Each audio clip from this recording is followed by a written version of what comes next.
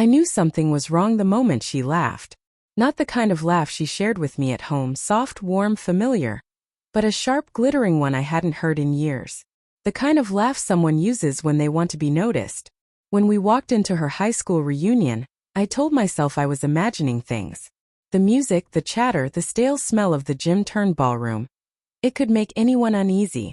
But her hand slipped from mine the second she spotted him. Evan Hartley. Her high school, almost. The one she told me never mattered. The one who, according to her, was just a friend. He was the kind of man who spoke like the world owed him attention, loud, animated, confident. And she lit up beside him like a match held too close to flame. I stayed quiet at first. Watching. Waiting. Pretending everything was fine. But inside something twisted. Dinner was served at a long table draped in white, surrounded by people who had known her long before I came into her life. She sat between me and Evan, her body angled toward him the entire time, like her chair naturally wanted to shift in his direction. They reminisced. They joked. She reached out, touched his arm once, then again. And every time my heart clenched tighter. Halfway through dessert, the group started talking about marriage, who married whom, who stayed single, who divorced, who remarried. Light-hearted stuff. Until someone asked my wife, "So, do you ever wish you'd waited? You married young, right?" She laughed again. That same sharp one.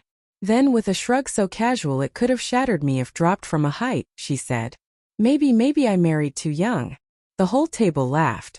Except me. I felt something inside me go very, very still. A quiet breaking. A kind you don't hear until it's too late.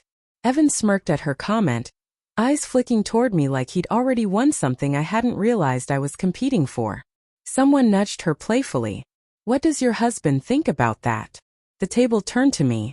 My wife's smile faltered just for half a second, and I said calmly, too calmly, "I think people only say they married too young when they outgrow the promises they made. Or when someone else makes them forget why they made them." The silence was instant. Heavy. Her face flushed. Evan's smirk faded. But inside I wasn't proud. Wasn't triumphant. I was hurting. More than I'd ever admit. The car ride home was quiet at first.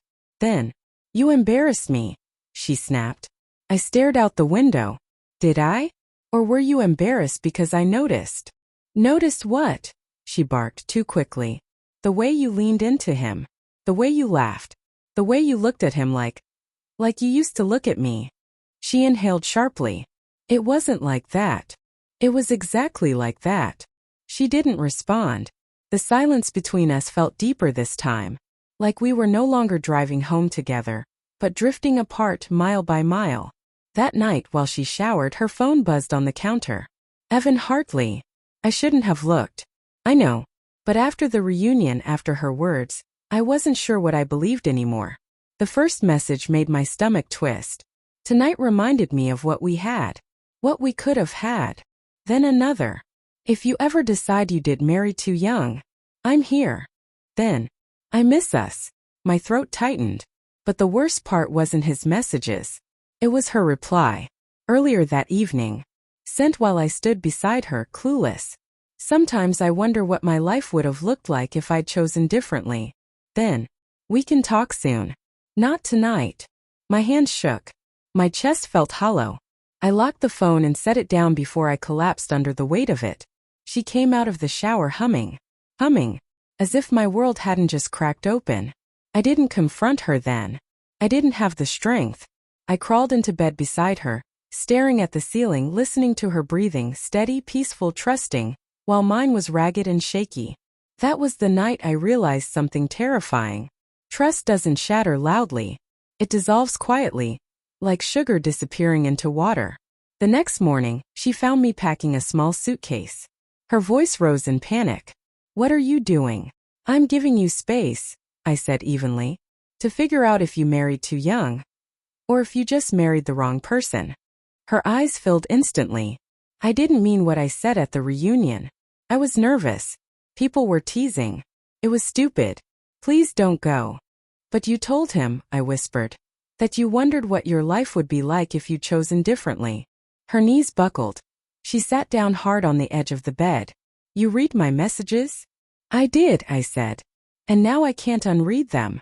She shook her head. It meant nothing. I don't want him. I was just caught up in old memories. I didn't realize how it would look. Or how it would feel to you. And that, I said quietly, is the problem. She looked up, eyes red and pleading. Please stay. Let me fix this.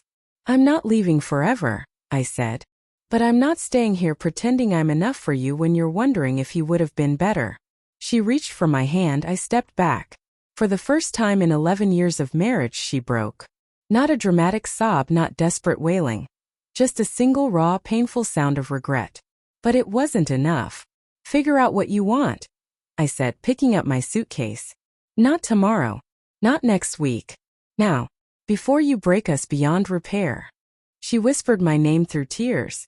I choose you. I swear. I just messed up. I paused at the door. Then prove it. And I walked out, leaving behind the woman I loved, the woman I still loved, but not the woman I trusted. Thanks for helping me reach 2,000 subscribers. You all keep me going.